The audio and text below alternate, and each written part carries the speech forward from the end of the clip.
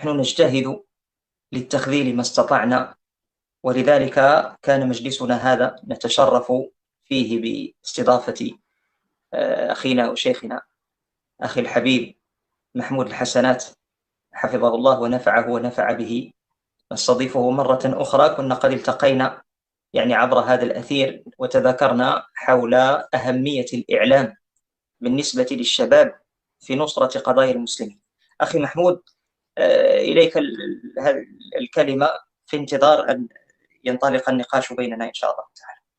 بارك الله فيكم، جزاكم الله خير شيخنا الحبيب، وأحسن الله إليك، وأسأل الله عز وجل أن يكتب أجرك. فأنت من العلماء العاملين حقيقة، وخصوصا في هذا الزمن الذي قل فيه العاملين. هنيئا لأرض المغرب وهنيئا لأهل المغرب بعالم وشيخ مثلك. الشعب المغربي شعب يحبنا ونحبه، هذا الشعب المغربي هو منا ونحن منه. بارك الله فيكم، جزاكم الله خير شيخنا. حفظك الله ورعاك أخي محمود، بارك الله فيك وجزاك الله خيرا. والله في كل مرة ألقاك فيها أسعد وتزيد سعادتي.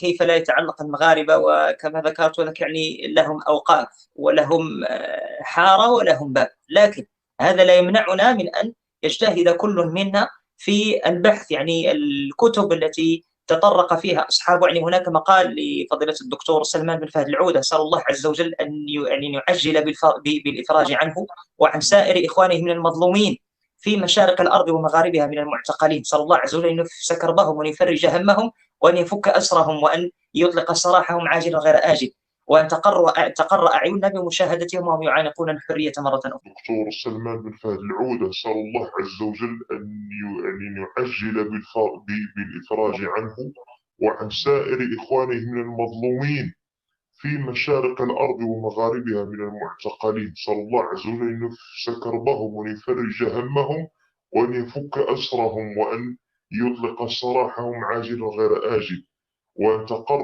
تقر أعيننا بمشاهدتهم وهم يعانقون الحرية مرة أخرى. حكام أمتنا اسمعوا أيها المتجبرون المتكبرون في الأرض، اسمعوا، نحن في زمان عمائم العار. ماذا قال المسؤولين؟ ماذا قال الوزراء؟ ماذا قال الولاة؟ ماذا قال الحكام؟ ماذا قال الأمراء؟ ما قالوا إلا اللهم كرشي، ما قالوا إلا اللهم كرشي.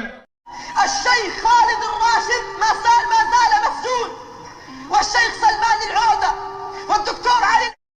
الشيخ خالد الراشد ما زال مسجون، والشيخ سلمان العودة والدكتور علي. هناك مقال لفضيلة الدكتور سلمان بن فهد العودة، أسأل الله عز وجل أن يعجل بالإفراج عنه وعن سائر إخوانه من المظلومين في مشارق الأرض ومغاربها من المعتقلين. أسأل الله عز وجل أن يفك كربهم وأن يفرج همهم وأن يفك أسرهم وأن يطلق سراحهم عاجلا غير آجل، وأن تقر أعيننا بمشاهدتهم وهم يعانقون الحرية مرة أخرى.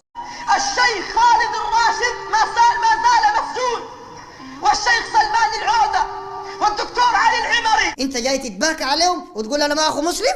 اللي بيتباكى عليهم دول منو؟ ناس خالد الراشد دول تابعين لوين؟ بيلعبوا في المريخ ولا الموردة؟ دول من حزب الاخوان، بل قادة حزب الاخوان المسلمين. برضو مما بثبت انا انك انت برضو اخواني ليه اضنينك اخو مسلم من جماعة الاخوان المسلمين. شغال محاضرة اسبوع ثلاثية بتاعت محاضرات مع واحد اسمه محمد علي الشيخ.